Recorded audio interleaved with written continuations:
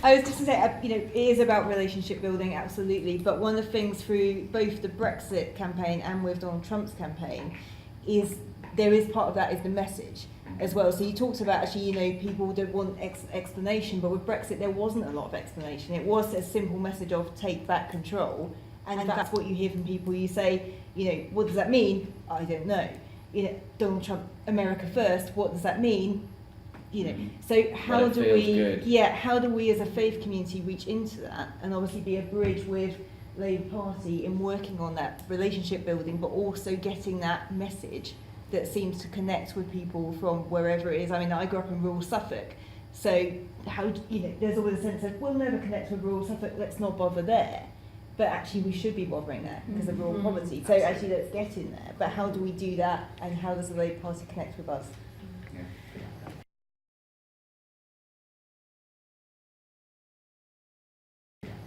Hi, I think that one of the reasons we, not just the Labour Party, but in general politicians and their advisors aren't amazing at talking about faith issues is because we don't have enough Christians and people of different faiths in Parliament. So what would your advice be to us as Christians who are involved in politics or looking to get involved in terms of how we can advocate that, how we can get other people in our communities in, and how we should talk about our faith? Yeah.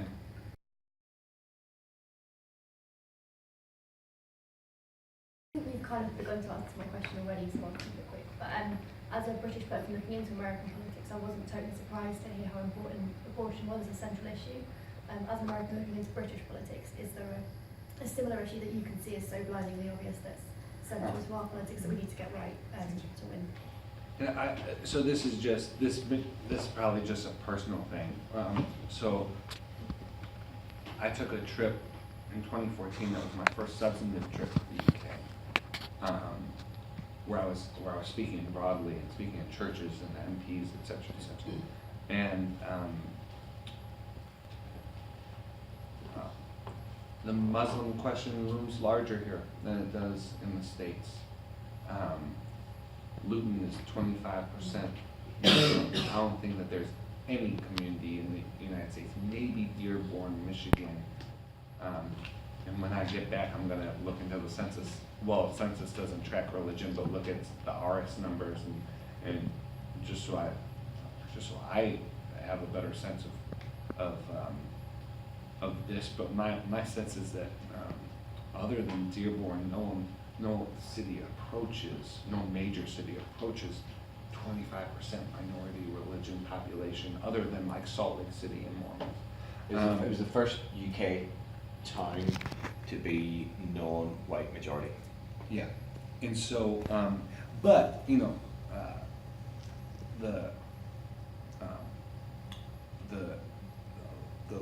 Muslim population in London makes up a much larger than almost any Americans. So it's not the religious diversity. For all the talk about America as a melting pot, etc., etc., we have wonderful constitutional systems for religious diversity, and if you consider all the various Christian sects, so when I would give, usually when I give talks in America about the importance of people of faith bringing their faith into public life, the message is heard and received and meant as one of encouragement to all people of faith, but it's heard primarily by Christian audiences, and so it's one of Christians need to integrate in a healthy way their personal faith with their political views. In the UK, when I would use language like that, I get a Sharia law question like right away in Q&A. I get a question of, well, what does that mean if? In other words, it would go directly to the Muslim question. And so I don't really have anything. I'm just trying to be responsive to your question. As an American who came here, the predominance of sort of what to do with a robust Muslim population looms large here. I have ideas about sort of the moral sort of response to that. which I've spoken to a bit earlier, but so that's why I'd stay there. And I'm sorry, I don't have a pen in my phone is dead. If you say 5 words about your point, it'll come back to me, but could you just remind me? So it was mainly a point about messaging, so things like the take back control message, the American Yeah, First, so part of what, and we have this conversation in the US all the time. Republicans have these bumper sticker slogans, and we're left, rolling out detailed policy programs. I mean, so part of that is just inherent. Conservatives, especially in the American context, and I know things are a bit different here. I mean, right, in many ways, especially the sort of left side of the Tory party is analogous to Democrats in the States in many ways. But right, conservatives have the luxury of giving a let's just blow it up message, because they're fine with government not working. Like they don't have any confidence in government being able to do anything good at all, and so they don't. In many cases, they don't need details.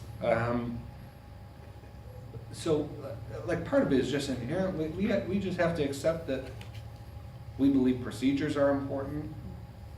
Donald Trump doesn't. We believe diversity is important. Nigel doesn't. So part of that is just inherent in bumper sticker slogans aren't the best thing for our public dialogue anyway, so it's not even a moral good.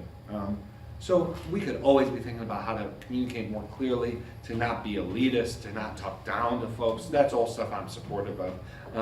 But we also should recognize that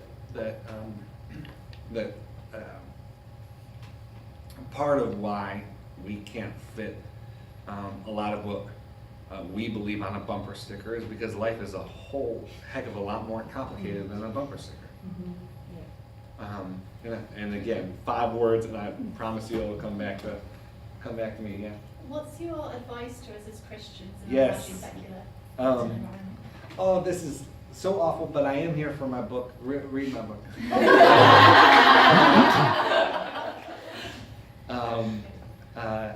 And it,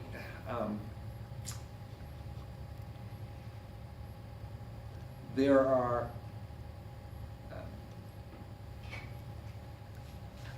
are a number of things I could say here. One would just be to give you, it is precisely when things feel contested that Christians are called to enter into the midst of that with joyful confidence.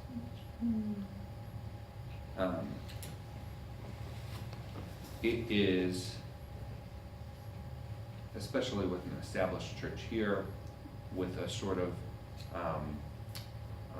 in the 80s and 90s in America, you could get a lot of cultural, right? There were people, and there still are to America, although that's where a lot of the religious disaffiliation is coming from. There were a lot of people claiming faith who didn't have it, but claimed faith because of the social cachet that it gave them. Making religious arguments because they were popular, because there were ways of getting access to power. Now that some of that cultural privilege is gone or slipping,